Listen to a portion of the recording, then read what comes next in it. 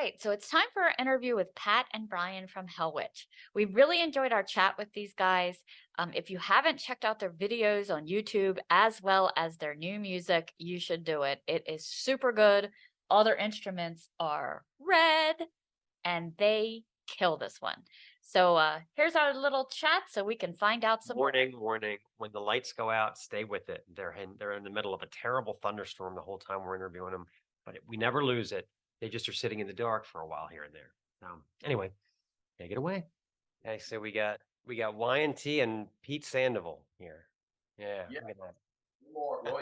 No more Terrorizer for a little while. At least a couple of years, according to him. The most brutal drummer ever. Didn't work out for the Guys, guys. pretty cool too. All right. So you're catching us straight off of our Hell in the Harbor 2-day bender. So Yeah. Hell in the Harbor. It's nice. Oh, cool. I've heard about that. That was a nuts lineup. The only problem was sometimes they had two bands that were going on at the same time or overlapping, and you kind of had to pick. Yeah. So sometimes if somebody big was playing outside, like Pig Destroyer, we would check that out, and we knew, all right, we're gonna, go in to see Vomit Forth and a little bit inside because we wanted to catch some of the newer stuff. And I tell you, they were good, really good too. So It's great. Some bands we talk to, they fuss so much over image and backdrop and stage show. Cannibal Corpse doesn't even have the whole word. They just have that's it. They don't even bother to fit it into the frame. Like, if you don't know who the fuck we are, then why are you here? So Yeah. They don't great. accept their influence. Okay. So hopefully they're doing it again next year as well as Maryland Death Fest, and maybe we'll get you guys Yeah, out. it'd be great to have that you guys there. festival. Yeah, some Hellwitch. Yeah. 40th anniversary, that would be nice. Yeah. Oh yeah. What was Hell's Harbor? Hell in the Harbor. Hell in the Harbor. Hell's Hell. Harbor. Hell's Harbor bangers. So originally, Pat, I guess you're gonna have to answer this. How did the band originally come together? Way back when. Well,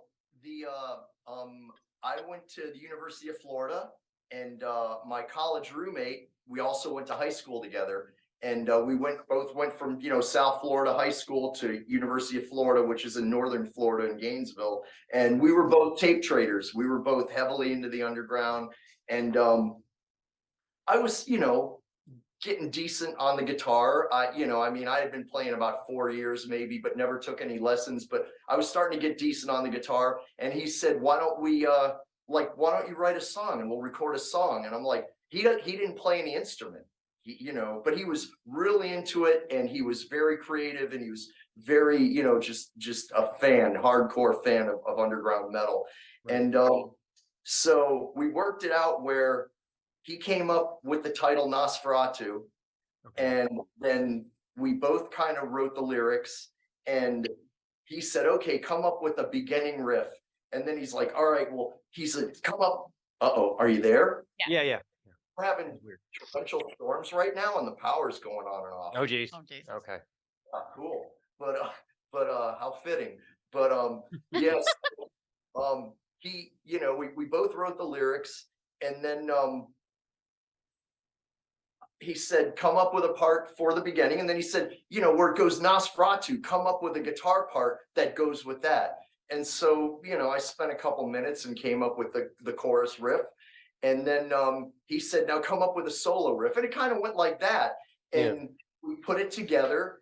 And then, I had 2 cassette decks. So with 2 cassette decks with lines in, you can record 2 microphones on the left channel, or bounce 2 microphones to a left channel, and then 2 more microphones to the right channel. And not to make it overly technical, but we made the left channel guitar and drums, and then the right channel was the other guitar and him singing. And as I said, he didn't play any instruments, so we took our kitchen chair, which was like a vinyl seat cushion, 70s style chair, and we taped the microphone right to the cushion. And then on the other, on the same cushion next to it, we taped a little paperback book.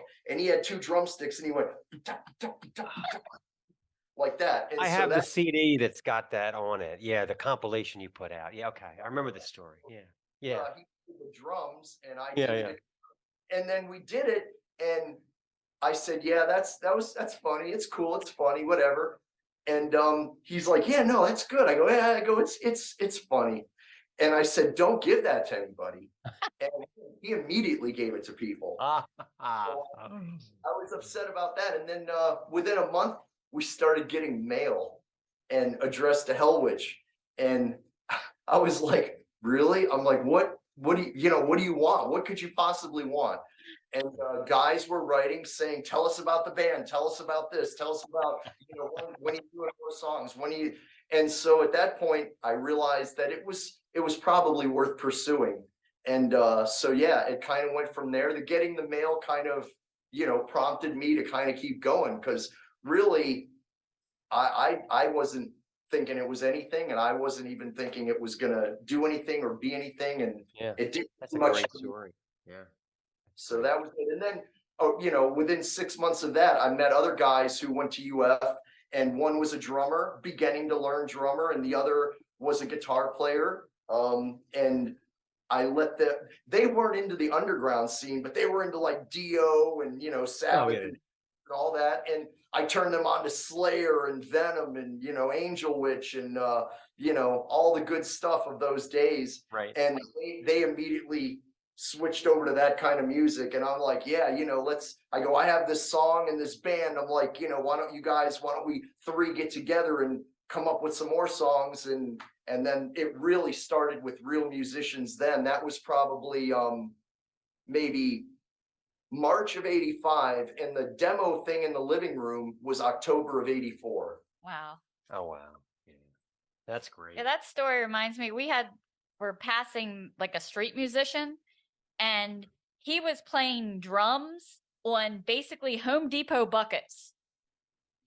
And he was going to town. And I was like, wow.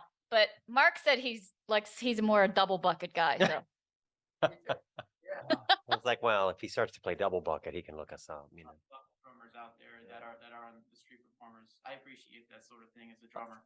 Yeah. I Oh, yeah. Lots of cool YouTube videos. Some of those guys are really good. Oh, yeah. You don't need, the top of the line of equipment.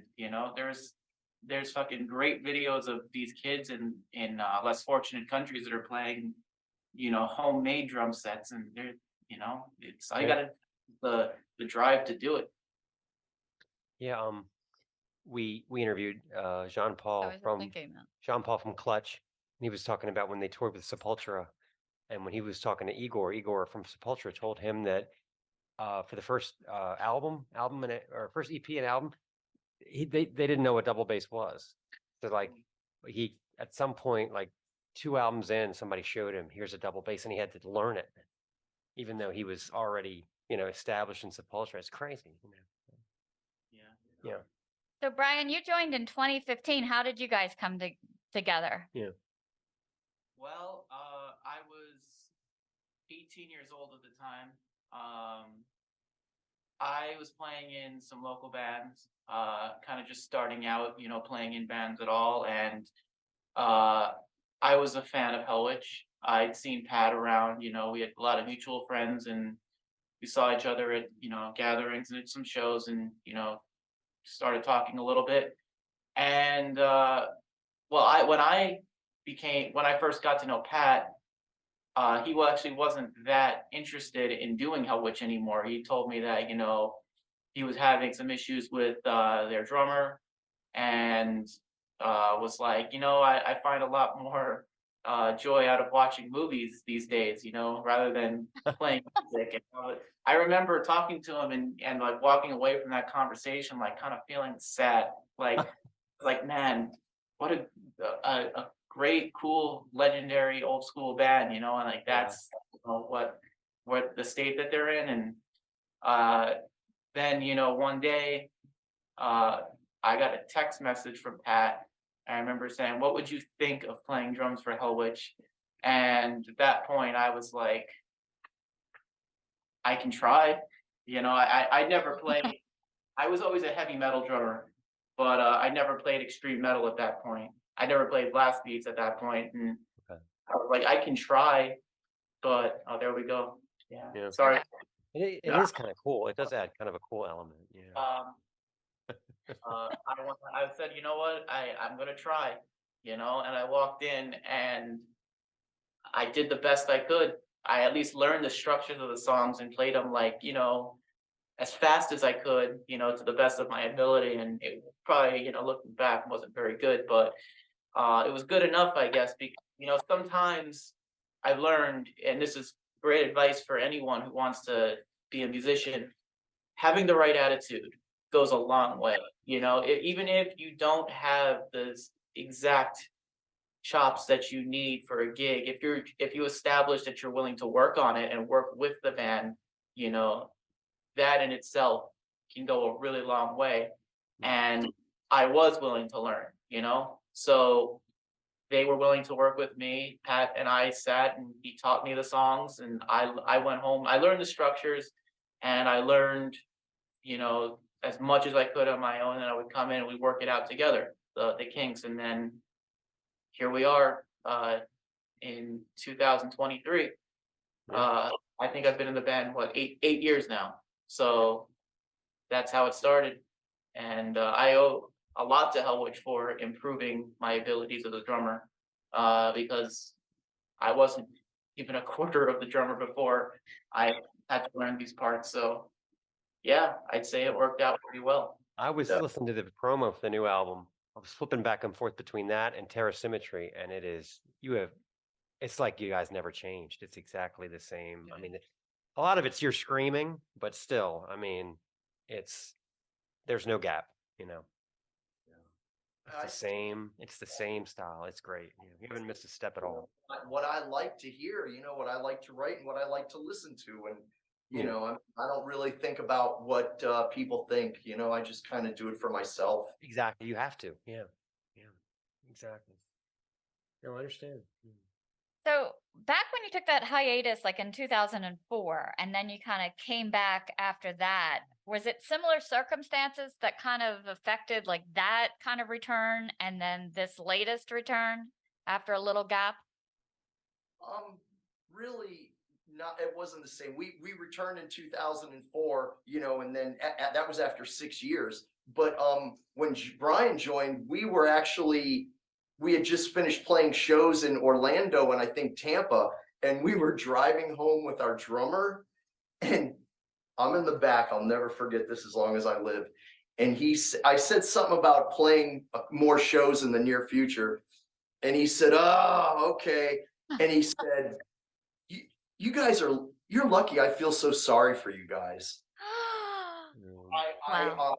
I almost like opened his door and pushed him out of the car on I-5. And I'm in the back, and I texted Brian within 60 seconds, and I said, I gotta do something right now. I gotta do something. I cannot play with this guy ever again. There's just no way. There's just no way. Can't do it. And incidentally, when we took our long hiatus, it was kind of the same reason, due to the same person. So you're saying that I saved the band from another hiatus. Uh, Well, we're glad you did. Absolutely. Yeah. but I was ready to start asking, people in the scene, and Brian had come to most of our shows and hung out at the merch table and was always talking with me and gave me his number. We exchanged numbers, and I'm like, he's a good dude. I'm like, he's not fucked up. He's not a fucking drunk. He's not a fucking, stoned all the time. And he was always really on the ball. So I figured, Brian was the guy for us. Yeah. No, that's great. Brian, did you stylize your sound off of anyone in particular, or is it just what you learned or a blend? Rob Reiner from Anvil. Yeah. That's the reason that's what made me say I wanted to play drums. And in everything that I do, I kind of hear, maybe not everyone else will hear it, but I know my own playing. So I hear little things here and there, and I always hear the same influences, and a lot of it goes back to Anvil, believe it or not. In a lot of my fills, and I'd say Nick Menza was also a big influence. Oh yeah. Dave Lombardo, obviously. Yeah. Did you, Brian, very personal question. Did you cry during the Anvil documentary? Did you? No, I Did you did get not. misty? A lot of A us little did. Emotional. Nothing wrong with it. Saw it in the theaters when it came out. That I part was, when they turn the corner in Japan and that place is packed, it's like, give me a minute, you know. yeah, Yeah. Because it's Uh, just so heart-wrenching before that, like where he's delivering the stuff to the schools, and it's like, oh, God, you know. yeah. And when he's driving around to record labels, it's like, you know, that's so 1980, you know. Yeah, it's the story of many a band. I mean, Yeah, Raven Sure. did almost exactly the same documentary a few years Yeah. ago. Yeah. yeah. Oh no, they opened the floodgates for a ton of documentaries. Yeah, yeah. Now every underground band, not everyone, but a lot of them. A lot of them have the sad story. Yeah. Those stories they're all kind of the same. They're interesting if you like the band, but I kind of feel the same way about all these music biopics that have come out in the last several years, starting with the Queen, and then Motley Crue movie, and then the Elvis movie, and I'm like, okay, calm down, Yeah, I know. They take a lot of liberties with those things too, you know. So, you know. But yeah, you can only watch so many stories of guy grows up poor, makes it big. I mean, maybe because I've been in bands most of my life, I guess it's kind of redundant to me. Maybe they're not for me. I don't know.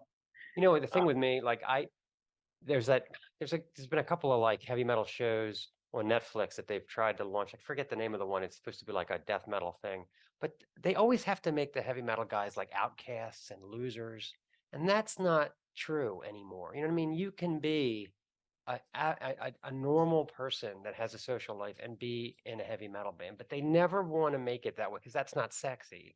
You have to always be like the show, like you're always getting beaten up by jocks and stuff like that. It's not like that anymore. You know, it's like they just can't let go of that narrative from 1983. You know, it's like, give me a break. You know, Did you see the one on the mentors? yeah, the Mentors documentary. That's interesting.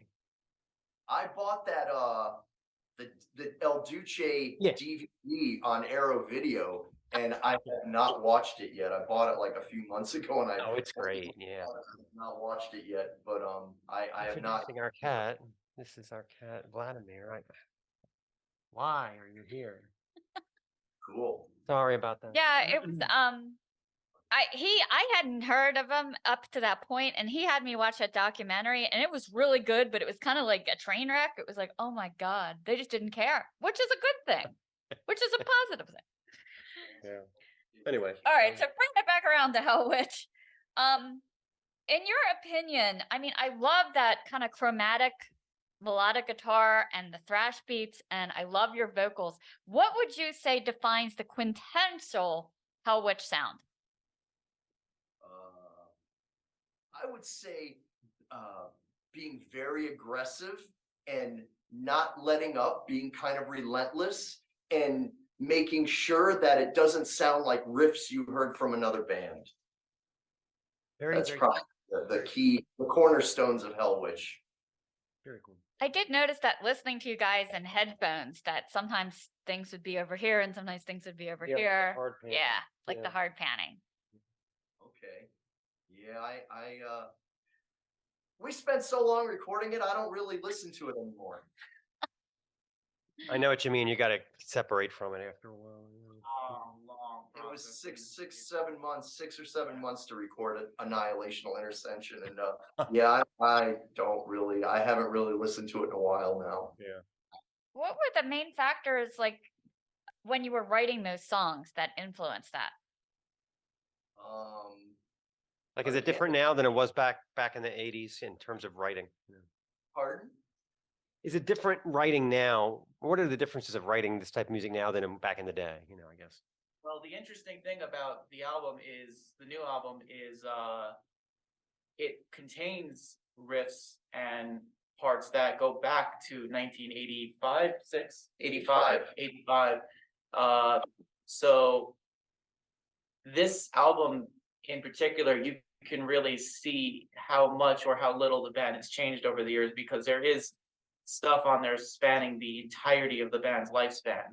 There's a couple songs on there, Hellwitch, which was a song that was never finished, that was on tape in 1985.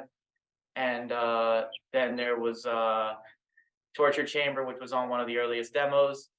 And then there's a couple songs on there that were done in the 90s.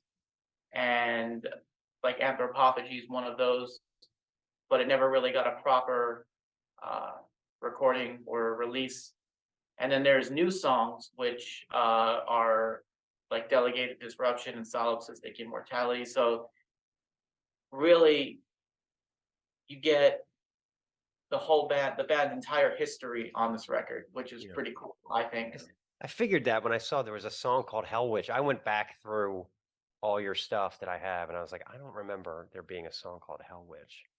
And I thought this has got to be from like the demo that never was or something, So, Yeah, it was a bedroom recording I did of, again, using the 2 cassette deck method as we did with the Nosferatu demo, where I did 2 guitars and vocals and solos, and that was it. And I just shelved it. I thought it was really lame, and I was like, yeah, this sucks. I'm like, I'm not gonna bother. I'll work on something new. But everything that came in 1985 is now retro in 2023. Yeah.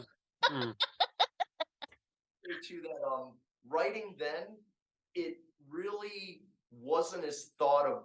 I didn't really think about it as much as I do now. Now there's so much, going on, and there, with the internet, there's so many bands that I really take my time, and I'll come up with 5 riffs, and I'll keep maybe 1, and I'll give it the test of like, I'll come back to the riffs like in 5 days, and do they still sound good, or do I come back and say, oh man, that's not really anything, it's just kind of there. And so I only use the stuff where I can come back and it still has a spark to it, and that's what we'll use in the songs now. Interesting. Yeah, that's really interesting. I think I was also enjoying your videos, especially the Delegation Disruption one. I noticed the strings on your guitar were super long on the end on that red guitar. Yeah. Gonna poke somebody in the eye. Yeah, exactly. Like, wow. Yeah, that the weapon. How was it performing that for the video? Pardon? How was it when you were performing that for the video? It was a little rough, because I had this nail gear thing that I don't wear on stage because it's really heavy. It's many pounds, and it was pretty bulky, and I had, the bullets on, and having all the gear on and leather pants in a warehouse, that was air conditioned. It was kind of rough. It was kind of rough, and fortunately the producers were, the video were like, don't worry, you don't have to hit everything exact. We'll line it up. We'll make it all fit. It'll look perfect. And, because I'm like, man, I can't play this part exactly like on the album with all this shit on. And like, they're like, don't worry. They're like, just do it close. It'll look perfect. And I think it does. It did. Yeah. I love the red in your face too, when they just zone in and with the red light. Oh, yeah. good idea. Yeah, I wore a bullet belt to Hell in the Harbor, and I was Cool. gone for a while to go to the bathroom, and I came back and I said to Stace, I said, our Lord and Savior Lemmy never told us how hard it is to piss with a bullet belt on. It's a pain. So, FYI. Cover it when you're wearing your guitar, or you'll rash up. Exactly. Yeah. Anyway. Here's what else we figured out. Bullet belt did not go very well with fishnets because I kept getting stuck on his bullet belt. Right. So we had to walk far away from each other. You would think those 2 things would be like a marriage made in hell, but they're not. Yeah, that's a good Uh, one. That's in the bullet belt. Yep. Hadn't considered. So I was also kind of like I would call, you would say, you actually came up with this, the thesaurus from hell metal genre. Yeah. Thesaurus thrash. Yeah, I like that. Yeah. I used to say Hellwitch is like the Shakespeare of heavy metal. Yeah, your song titles alone are so clever. I mean, most of them, when the new one sent me running to the dictionary, like solipsistic Solipsistic. solipsistic immortality. I'm like, all right, I need Google for this. Right. Some of those words you won't find in the dictionary. Yeah, a lot of the lyric words I created, to be more specific than the word itself actually, provides. So there's some made up, but most of the titles are, real. Most of them. Yeah, because they actually had two definitions for solipsistic, one meaning self-centered, and the other meaning like that self can be all. That's all you need to exist. So I was kind of wondering which one you meant. Yeah, well, I actually first read about that, in something online about philosophy, and what it boiled down to was like, do you really know what's like out of your vision at the moment? I mean, like outside this room right now, is that all really out there right now? And some believe that no, it kind of, when you go out there, it materializes right when you're there, and it's not really there. Like everything you don't actually see may not really exist. And I kind of interpreted that in a way where, like, well, I mean, maybe someone could live forever if they, did something, or you didn't really know, if you're not, if you do this or do that, like you may not ever die. You could like live forever technically if you believe in that and take it to like a sci-fi kind of level. Right. Like the choose your own adventure books. Yeah. Yeah. Is that like Where's Waldo? It was like, remember those books where it would be like, if you decide to go through the door, go to page 36. If you decide not to go through the door, go to page 99. Yeah, they were books, yeah, in the 80s. Yeah, I remember. Kind of got more of the Matrix out of that. Yeah. Or the Truman Show. Oh, the Truman Show. Remember the Truman Show, where everywhere he went, there was like a guy drinking a beer, and he's like, am I supposed to be acting like a doctor right now? Yeah. And it'd be like, cue squirrel. I feel like that every Cue morning. squirrel, yeah. All right. And then I had a question about megalopatic confine, because that title seems almost like an oxymoron, because it means an urban area, but on the flip side, confined. So how do you pull that one together? Well, I mean, you have the word megalopolis, which is a real word. Yeah. And so, I mean, to describe the state of a megalopolis is a megalopolyptic confine. It's about pretty much life in South Florida, where it's one big city for what, like 80 miles from West Palm Beach to South Miami on the East Coast of our state. It's all one big city. There is no break. There is no, it's all buildings the whole way. And it's pretty crazy, it's pretty crazy. And it's annoying most of the time. And whoa, there we go. Uh-oh. No. Cool. Well, you could at least hear us. Yes. You get a flashlight. Yeah. They know you're there. Oh, Yeah. can I find it? That's a good question. Can you? Can we cut this for a second? We're gonna have to cut this. You can leave it on. We can just leave it. Wait. There There you go, you're back. We, Yeah. we have editing. Don't worry. Yeah, we can edit. Don't worry. Our light did their I'll fix it job. in the mix, as they say. But yeah, so I mean, megalopolyptic confine is about the tortures of living with a lot of people, and most of whom suck and should be dead. That's where all the retirees go. They all go to South Florida and pretend it's not hot. Yeah, something. The scooters, I'm sure you have a lot of scooters. I like to call it North South America. Yeah, I have a job where I have to deal with the public, so he gets to hear Oh. my stories every day. Yeah. Oh. So this one? Yeah. June 11th, you'll be playing the Cycle Miscreancy in its entirety for the first time ever at the St. Vitus Bar. So were the songs all like, did you have to go over it again or relearn it, or was it just there? Actually, we have been playing almost the whole album except for one song. So I had to kind of teach them and refresh myself and teach Brian and our other bandmates that how that one song went, and it was pretty easy.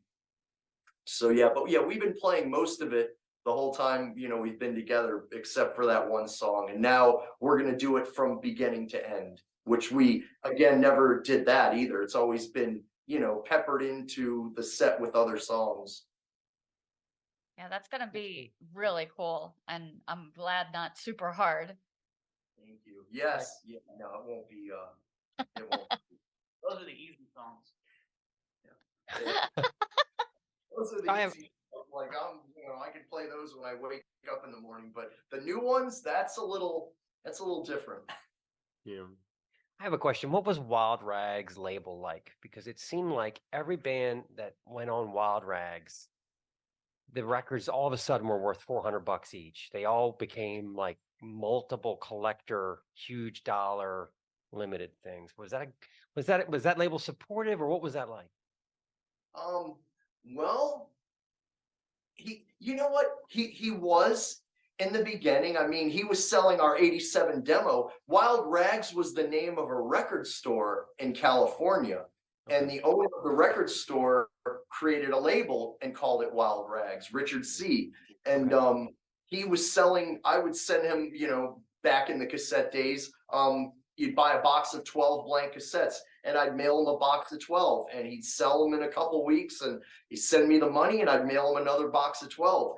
And then one day a mutual acquaintance told me, he says, Richard wants to sign your band. And I was like, really? He didn't ask me. And he's like, well, he told me he would like to. So I wrote to Richard and said, hey, you want to hear a Hellwitch album? You want to get that going? And he was like, oh yeah, absolutely, absolutely. So we signed with Wild Rags, and I started. Well, I mean, soon after, we were on the label and the album came out. Which the good thing is, it came out worldwide. Like I was getting fan mail from Europe in '90. Guys saying, "Oh, I bought your CD record store here in Sweden or wherever." And so he pressed it in the United States on vinyl and cassette only. And then in Europe, it was CD and vinyl only. So there's actually 2 vinyl pressings, and the only cassette is the US Wild Rags, and the only CD is the European Wild Rags. And yeah, he had not his office, but he had a partner in Europe who took the name Wild Rags and the logo, and they kind of were partners, I guess. Yeah. And but then it came out, and it came time for our first royalty payment. And I was getting mail saying I bought your CD in Europe, and it was for sale in a bunch of record stores just in South Florida. And he said, I'll never forget this. He said, yeah, because and before this, he says, he goes, we've shipped probably about 10 to 12,000 units. And I'm like, cool. And then when it came time to get paid, he said, most of them got returned. He goes, yeah. He goes, they ordered them. God. Oh my God. You don't have any money coming. Oh Wow. I was pissed. I talked to Enrique from Sadistic Intent. I don't know if you've heard of them. I know them. Oh yeah. Okay. Enrique from Sadistic Intent, and he and I would talk, and he said, man, he's ripping us off. And I'm like, he's ripping us off too. And Enrique started a campaign to expose him for what he was, what he was doing. And I was on this, there were a dozen bands at least and distros on this flyer he made about Wild Rags being a ripoff.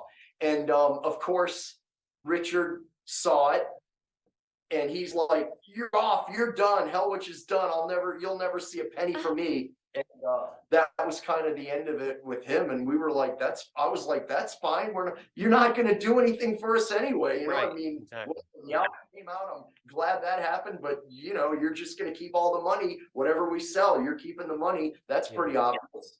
And so, so then a few years later, I'm not sure when it was, somewhere in the 90s, early 2000s, I heard he went to prison for tax evasion. Shocking. Yeah, shocking. Wild Rags, ceased to exist, and I think one of my friends even said he talks to Richard's daughter, and she, did say, he was gone for a little while. He had some legal problems, and the label went out and the store closed up, and that was the end of it.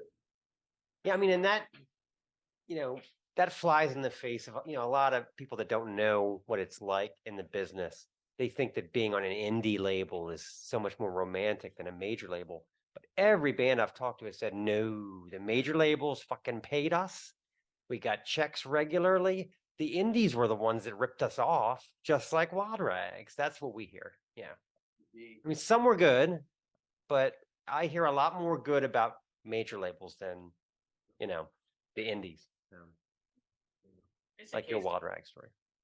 But yeah, like Brian said, it is case to case because I was friends, still am with Mark from Impetigo, and they were on Wild Rags, right, when we were, and they never had a problem. He sent them money. He took, he honored his agreement with them completely. But they were a big seller, so I think that might have, Yeah. I don't know how many, but I'm sure Richard made a good amount of money on, from their releases, probably more than he made Yeah. from ours. So Always rubbed me the wrong way. He did that Blood Come demo, and it was like Tom Araya's son's band, but he couldn't leave it at that. He had to make it say he lied about on the label. It said there were 2 Slayer kids in the band, and it was really just one. John Araya and Joey Hanneman, right? It always rubbed me the wrong way later because I found out later that was bullshit, and I was like, oh, this is shady, One Slayer offspring is enough. One of them was a real Slayer John relative. Araya. Yeah, I Right. think one of them was. Yeah, they had a song on that album called "Harassment by Farm Animals." Yeah, I mean, I'll never forget that. Yeah. I want to ask you also. All right, so you're in Florida. You're making records at Morris Sound. You're right there with Scott Burns. Why? Where was the big Deicide money for you? Where was the big, autopsy money for you guys? Why didn't it turn into that? Why didn't it become a multi-record deal like the other bands that were on Morris Sound at the time? Well, we were on Wild Rags, and it was one album and one EP.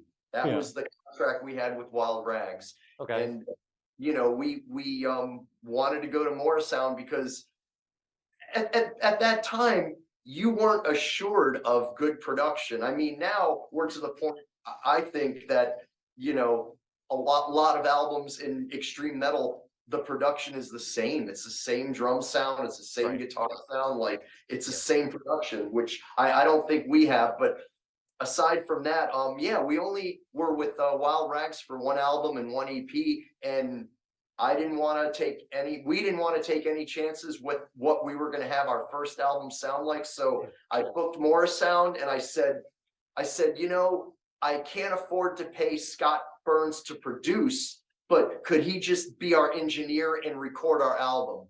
And that was like, he produced it, it was like That's what matters, right? For sure. want to mess with chancing the sound on the album, so we went with Morris Sound. And I mean, I think the songs were a little bit went over everyone's heads in 1990. It was maybe because that was what I used to hear. I used to hear, oh man, I like Hellwitch, but you're too choppy. Your songs are too choppy. What? I'm like, dude, it's technical, it's if you listen to it, I think it sounds good. I think it maybe isn't a flowing, grooving album, but I'm like, I think it sounds good altogether. And that was something I heard more than once, is that you guys are good, but there's too many choppy and too much breaks and chops and too many changes. Well, I mean, were you like handcuffed to Wild Rags contractually, or because I wondered why you didn't end up on like Road Racer or something like that, like some of the others, Yeah, we were too choppy, I think, because we did shop to them, but they were not interested at all. Really? That's so weird because I mean, you guys were so much better than a lot of the bands they Yeah, did sign. A lot. So. Yeah. Anyway, all right. Well, I was just curious about that because I was like, Hellwitch should be right there with Deicide and Atheist, and But anyway, I thought it was good, but whatever. I'm biased. Yeah, so I also liked the lyric video for the Solopistic Immortality. And I noticed all the insects and stuff, and I've noticed other bands. What do you think the connection is between like this genre and insects? It just seems like it pops up a lot. Well, the video was made by the same guy who did the engineering on our new record, Jeremy Staska. I don't know if he was given really any direction. It was just we never made a lyric video before, and he said he could do it, and gave him just a brief summary of what the song's about, and that's what he came up with. And there were a few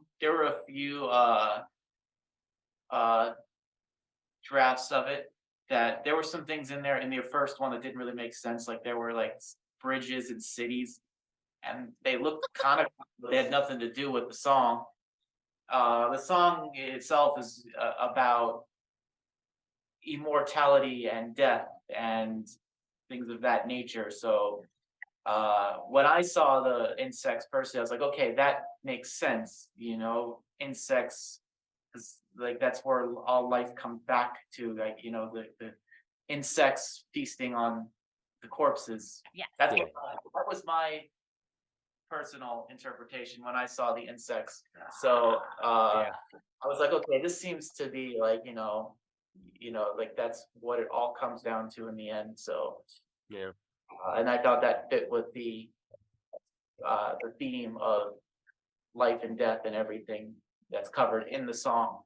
So No, I can Yeah. relate. I've spent hours on YouTube, tarantula versus tarantula hawk, cobra versus mongoose. I can watch that shit for hours.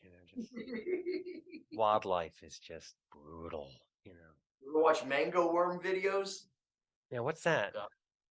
Mango Uh-oh, this might be really bad. What is this? worms. Check out mango Mango worms. worms? Okay. Oh my God, yeah. Oh gosh, I think I'm gonna have trouble sleeping tonight. Okay. I'll rough you up. Maybe they should do gambling bets on mango worm fighting. It's going to be big. All right. So we have a little game that we play. Mhm. I have 100 questions in front of me. I'm going to ask each of you to pick 3 numbers. So you'll only have to answer 3 of my random questions. Want to go first? It's 1 to 100. Yeah. Yep. Any number between 1 and 100. Okay, I want 1, 2, and 3. 1, 2, and 3. All right, Brian. What numbers you picking? I'll do 66. There's one short of 666. Yeah. And I'll do 45. And sure, 99. Let's do 99. Because it's almost 666 upside down. Yeah, we had a sponsor take offense to our praise Satan. Oh, so let me yeah, just tell you, right? ridiculous. So I'm always pushing her to go join Facebook groups to promote the show, right? And we did a bit where we were kind of like laughing about some of the funny stuff in the Old Testament, how ridiculous it is. And she joined a few groups and they kicked her out. And I was like, why? That shit's funny. And they were like, it says praise Satan behind you. I was like, oh, maybe that's Oops. Okay. Well, if you're going to get touchy about it, That's a staple of metal, is praise Satan. I'm like, that's Sabrina. She was in the Archies. Give me a break. But they, how these Christians are. Anyway. Wow, that's rough. Yeah. Okay. all right. Question. Pat, number 1. What outfit have you worn in the past that you would not wear today? That's a good one. My 80s stonewash Guess jeans. Let's see. The skull t-shirt. No, that was cool. And we're black again. But let's see. The Guess jeans couldn't wear the Guess jeans. And I think I had like a really kind of not a really cool Kiss t-shirt. I had kind of a lame Kiss t-shirt at one point that I wore in middle school. So yeah, not the Guess jeans and not the lame Kiss t-shirt. Was it with makeup? Oh yeah, back when I was young, and they that wasn't even considered. Them taking off their makeup was never even that was sacrilege. Yeah. Somewhere my brother has a picture of me in parachute pants with the Pete Way Oh, God. Target shirt on. I'm Ooh. sure he's going to extort me one day. He'll put it on the internet. All right, number 2, if you could eradicate a TV show or movie from existing, which one would you pick? Hmm.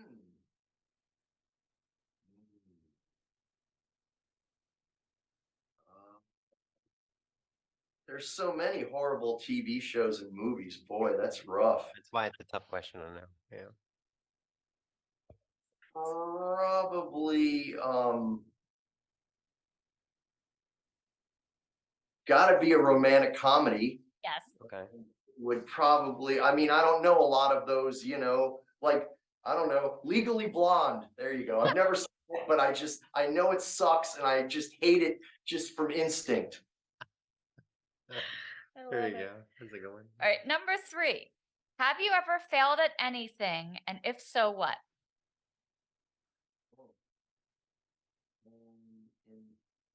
In fourth grade, I failed a math quiz and it was very, very traumatizing for me. I feel your pain. They used to make us do those timetable tests, and everybody had a race car. And once you pass like the 1s, the 2s, the 3s, they would move your car. Well, my car was stuck back here with my name on it. It was so embarrassing. Yeah. Everybody knows you suck. Yeah. All right, we're on to Brian, number 66. Do you feel like substances like alcohol or drugs enhance or hinder the creative process? If you ask me personally, I would say they hinder it. I believe practice should always be a sober event. I never drink before hitting the stage, or I don't do any drugs. So for me personally, I would say sober's the way to go if you're gonna be writing music or doing anything creative. But that's me. And I mean, if you ask some other people, they might tell you a whole nother story. Like we might not have some of the best Black Sabbath albums if they were 100% sober. Yeah. So yeah, but for me personally, I say it's a hindrance to the process for sure. Well, while we're on the subject, it's a perfect chance for me to say this. Do you know who Burke Shelley is from Budgie, the band Budgie?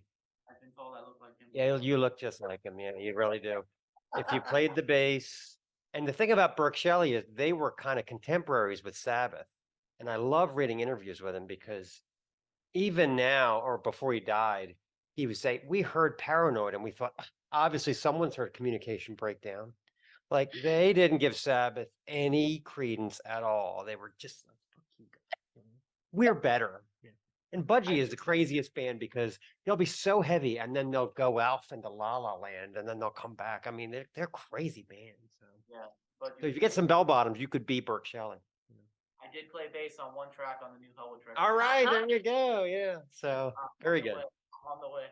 All right. So I'm glad that I'm not the only one that thinks that. It's great. Yeah. We're black again. Uh-oh. Black into the end. Well, playing at the level you play at, I can't imagine being messed up at all. and No, trying to do God, that. playing that fast. Good Lord. Yeah. Yeah, it really, and for Hellwitch, yeah, I mean, I used to, in the 80s, I smoked weed before practice and I thought I was playing better, but Mm. it wasn't the case. I thought I was playing better. Oh, there we go. Okay. Now we got a little bit of light. Okay. Number 45. If you could commit a crime and get away with it, what would it be? Oh God. Well, if I say it, I probably won't get away with it when I do it. It's an oxymoron, yeah. You could do the basic instinct thing. Obviously, that would be my alibi. Why would I announce myself as the killer? Right. What crime would I commit? I don't know. Beating. That's Brian. That's Brian. Yep. I love it. Heavy foot on the gas pedal. All right. 99. What advice would you give your teenage self? My teenage self. Keep doing what you're doing. Because I think that while I did get pretty discouraged a lot, I stuck with everything I did in the end, and I've had a pretty good career up to this point in music, I think. And I'm pretty happy with where I'm at. So, persistence. Yeah. That's what I tell anybody who's trying to, you know, make it in this world of music or really anything. Persistence is key. And I think I kind of knew that inside. Either that or I was just really stubborn.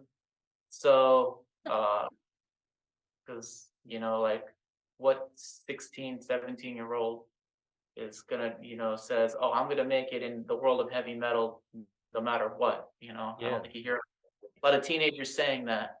But yeah, keep doing what you're doing because I am very happy that I stuck with all of my dreams and all of my goals and work towards accomplishing them.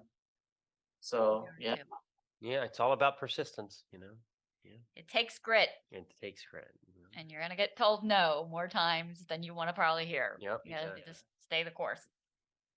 So you guys are about to kick off a tour. It looks like you're coming close to us, but it's still about 2.5 hours away, Salisbury.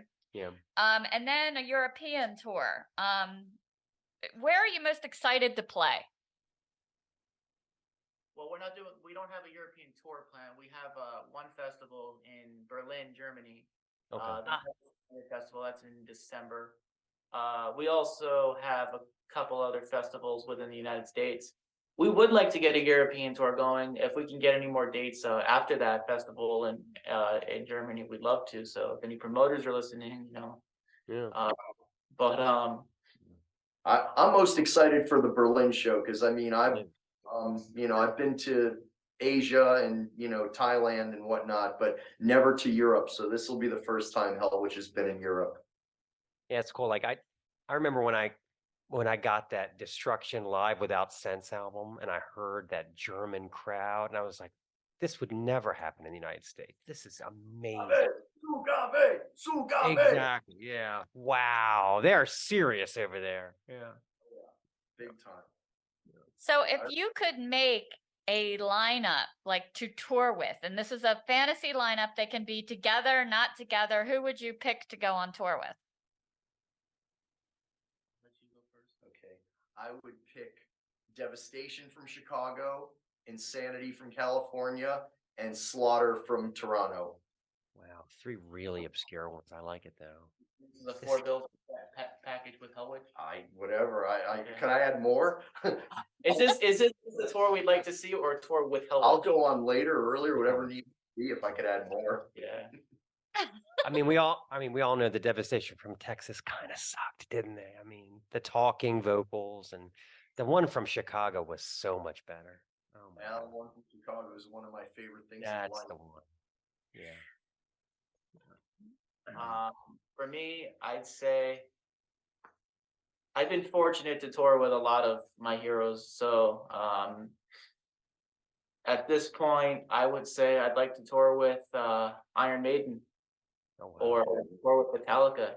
I think it's time that they stop bringing the 5-finger death punches of the world out to these major stages and give some chances to the younger bands and the more underground bands that here we go. The more underground bands that are fighting, to be heard. So yeah, I'd like to tour with Metallica or Iron Maiden. I saw an Iron Maiden cover band not that long ago, and they had the looks and the move, and it was all, what, 6 of them? 6 of them. They were on like a stage that was this big.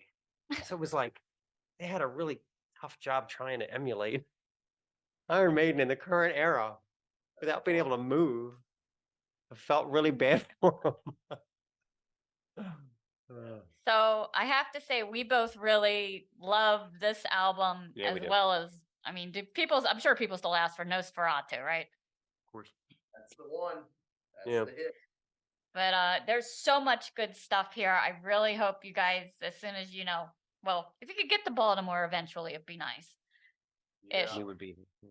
It's Yeah. funny. We're gonna play Baltimore on the Monday after the show in New York City on Sunday, but one of our band members could not do that and miss work another day, so we couldn't do the Monday in Baltimore. Understood.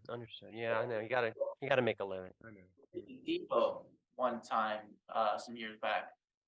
Yeah, I think in 2018 we played in Baltimore. Yeah, that was good. That was a good show. We'll come back. But yeah, thinking for 40th anniversary, Yeah. we'll next try year. to, we'll try to do a lot of stuff, definitely. Yeah, it's been a lot, because it's been a long time since Do a lot of Hellwitch has been things. to the West Coast. Yeah. So I think it's about time. We're gonna try hopefully to get something going for more of an extensive US tour. Very good. Yeah, I think Yeah. the reception would be super great, you Yeah, know, I think so. especially now. I think your timing is flawless. Yeah. So I'm excited. Yeah, we are. Yeah. Thank you. We appreciate that. Yeah. I think the album from, I mean, what I can see on, at least on YouTube, like it's getting more views than other stuff we have on YouTube. So maybe maybe the time is now. And I if it's agree. not, no. Yeah. We'll I make can't it happen. figure it out. I can't figure out what does well and what doesn't on social media. It is so much beyond me. Like I was on Spotify, the number one Slayer song streaming on Spotify is Repentless. I would have never thought that. Yikes. I know. Yeah. Yeah. That's only half the band. But whatever. Don't get me started, right? You know. Put out by, the whatever label they're on now, I'm not sure which one, but it gets added to the playlist. The labels get it added to the playlist. That's what the record labels do now. And Oh, so you pay enough, Listen. you can get it moved up. Okay. Yeah. Yeah, so you I'm tell me still that people are choosing Repentless over Angel of Death. That's a bunch of bullshit. Come on. Yeah. No, it's the fact that they're getting added to playlists, and people put on the top hot new metal playlist, and that's what the bigger band you are, or the more I'm not really sure how they're curated. A lot of it's done with AI, some of it's done by just the powers that be. I don't Yeah, know. Spotify doesn't want us to know any of this stuff. That's the thing. They're like an evil empire. Yeah. The AI DJ on Spotify, Yeah. it's really crazy. It's remarkably accurate. Yeah. You know, at first it was playing me all this indie stuff, and finally he was like, "No, I think metal's more your thing. Here's some metal from Wisconsin." I was like, "Okay, thanks." Mine said something that's never been said by any DJ ever. He goes, "Yo, Mark, we're going to start off this morning with some Burzum." And I was, Oh, okay. that's never been said. Well, Yeah. we were wondering how do you get the AI DJ to pick you? Can you imagine the money you have to pay for that? My God, Like I said, I don't really know how 100% how it works. That's still something I'm trying to figure out myself. But I'm starting to understand it more than I ever have. Because I'm more of an old school soul with, buy albums. Yeah. But the masses like to stream. And really what it all comes down to is do you get added to the playlists? That's what gets you the listens on these platforms. And it's just a matter of finding your way on there. Well, we also kind of thought about that. We went out of our way to kind of incorporate, instead of just listening to that, we also do a Bandcamp feature, like people who aren't even on Spotify or are just on Spotify to Right. kind of highlight some of these This other Bandcamp bands. is so much better for the bands. I mean, it's just, Yeah. you get so much more of the actual money, and you actually get to talk to your fans, and you know who bought your T-shirts and stuff. It's so much better. Yeah. Which Hellwitch does have a Bandcamp.